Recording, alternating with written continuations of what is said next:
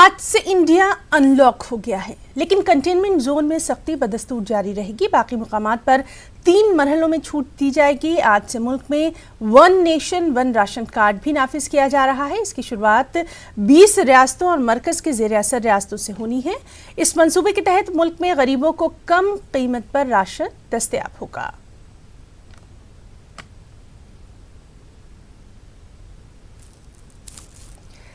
तो नाज़रीन, आज से हिंदुस्तान अनलॉक होना शुरू हो गया है और कंटेनमेंट जोन में अलबत्ता जो सख्ती है वो बदस्तूर जारी रहेगी। जिस तरह से हमने देखा था कि कल भी honourable prime minister Narendra Modi ने यही बात कही थी कि हमें एहतियात बरतनी है। इतनी लंबी लड़ाई अगर हम लड़ रहे हैं तो उसमें अब ढील नहीं देनी है। हाँ, ये ज़रूर है कि जो माशी सरगर्मियां हैं उनकी शुरुआत की जाएगी। साथ ही साथ जो कंटेनमेंट जोन है वहाँ पर खासी एहतियात अभी भी बरती जा रही है।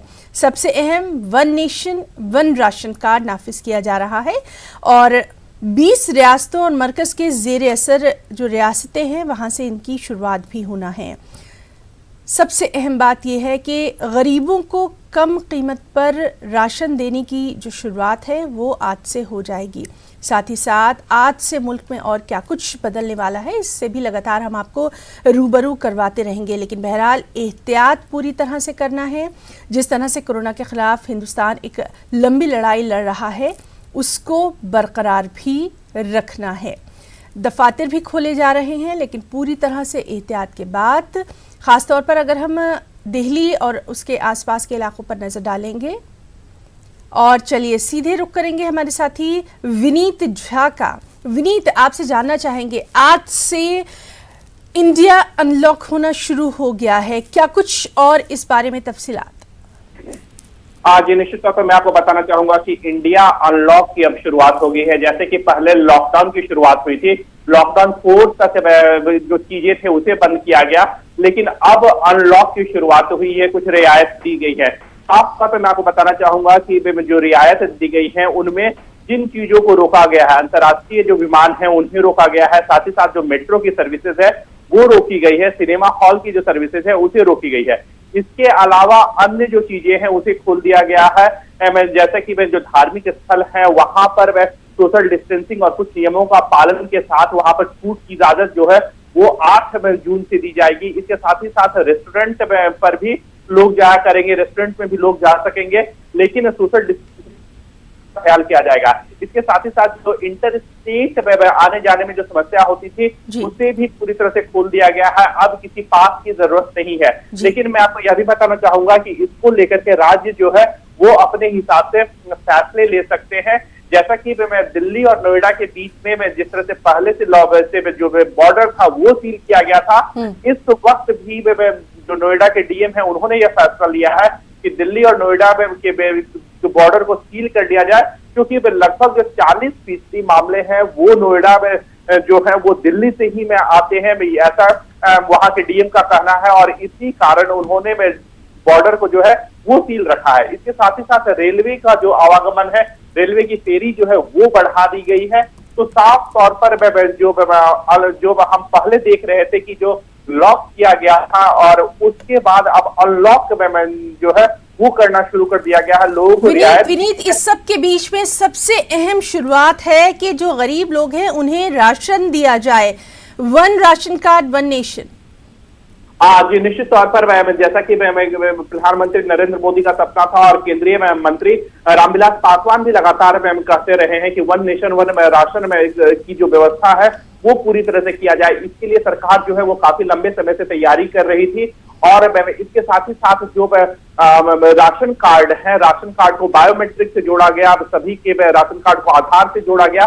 इसका यह फायदा यह होगा कि अगर कोई व्यक्ति बिहार का है और वो दिल्ली में रह रहा है या उत्तर प्रदेश का है, वो कर्नाटक में रह रहा है, तो वो अपने राशन कार्ड को पंच करके वहां से राशन ले सकता है, और जिस हिसाब से जिस स्टेट से जिसने राशन का वितरण किया है, केंद्र जो है उसे वो उसी अनुसार से राशन दे सकती है। तो निश्चित तौर पर यह लोगों को एक बड़ी सुविधा मिली है, और मैं ऐसे समय में जब कोरोना की महामारी चल रही है, जब लोगों को राशन की समस्या हो रही है, ऐसे समय में तो बहरहाल आज से हिंदुस्तान में क्या कुछ तस्वीर बदलने वाली है, इस पर भी लगातार हमारी नजर रहेगी तमाम तर अपने रिपोर्टर्स के जरिए। बहुत बहुत शुक्रिया विनीत तमाम तर तफसीलात के लिए। एक और अहम खबर, आज से 200 खुसूसी मुसाफिर ट्रेनें पटरी पर दौड़ने लगेंगी। ट्रेनें शुरू करने पर 3 रियासतों महाराष्ट्र, झारखंड और आंध्र प्रदेश ने ऐतराज जरूर जताया है।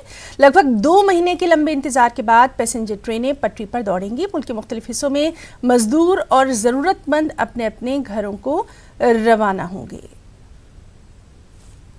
और चलिए सीधे रुख करेंगे हमारे साथी अनिल का। अनिल, आपसे जानना चाहेंगे, लगातार ट्रेनों को चलाने को लेकर बात होती रही है, क्या कुछ आज से खास नजर आएगा?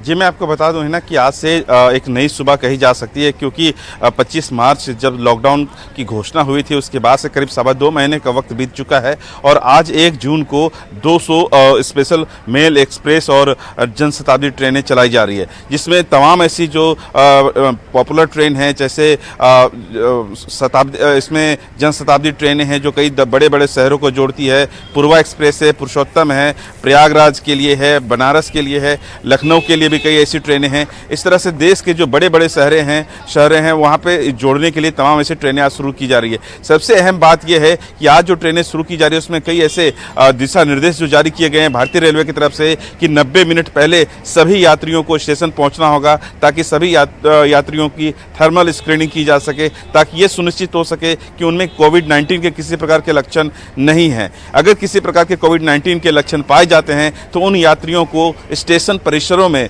या फिर रेलवे ट्रेन में बोर्ड करने की अनुमति नहीं होगी। इसके अलावा मैं बताना चाहूँगा, रेलवे ने स्पष्ट कर दिया है कि वो किसी तरह से ई कैटरिंग या कैटरिंग की व्यवस्था चलती हुई ट्रेन में नहीं देंगे। हालांकि ये बात जरूर कही गई है कि अगर कोई पैक्ड फूड लेना चाहता है तो वो भुगतान कर लिया जा सकता है। इसके अलावा रेलवे में जिस तरह से अभी तक हमने देखा है कि जो बेडरोल होते हैं, जिसमें तकिया होता है, बेडशीट होता है, रुमाल होते हैं और इसके अलावा कंबल होता है, जो इस बार जो कोविड-19 के संकट चल रहे हैं इस दौरान भारतीय रेलवे ने स्पष्ट कर दिया है कि वो ये सुविधाएं नहीं देने जा रही है। इसके अलावा तमाम ऐसे यात्री हैं जो इन यात्रियों को ये निर्देश है कि उन्हें मास्क पहनकर ही स्टेशन परिसर में आना है। ट्रेन के दौरान भी उन्हें मास्क पहनकर ही रहना होगा। आज करीब 1.45 लाख यात्री इन 200 ट्रेनों पे से सफर करेंगे। और करीब अगर बात आपसे जानना चाहेंगे कि इनके लिए सीट जो है वो किस तरह से रिजर्व होगी, कौन सी खुसूसी खास वेबसाइट रहेगी, और एक और अहम बात, महाराष्ट्र, झारखंड और आंध्र प्रदेश ने इस पर ऐतराज भी जताया है। जी, मैं आपको बता दूं कि इन 3 राज्यों ने जिस तरह से भी आप बता रहे हैं कि महाराष्ट्र, झारखंड और जो तीसरा राज्य है उन्होंने भी जिस तरह से ऐतराज जताया है, उस आंध्र प्रदेश उन्होंने स्पष्ट कर दिया है कि वो जिस तरह से वहाँ पे संक्रमणों की संख्या बढ़ रही है उसको देखते हुए वो एहतियातन ये कदम उठाना चाहते हैं।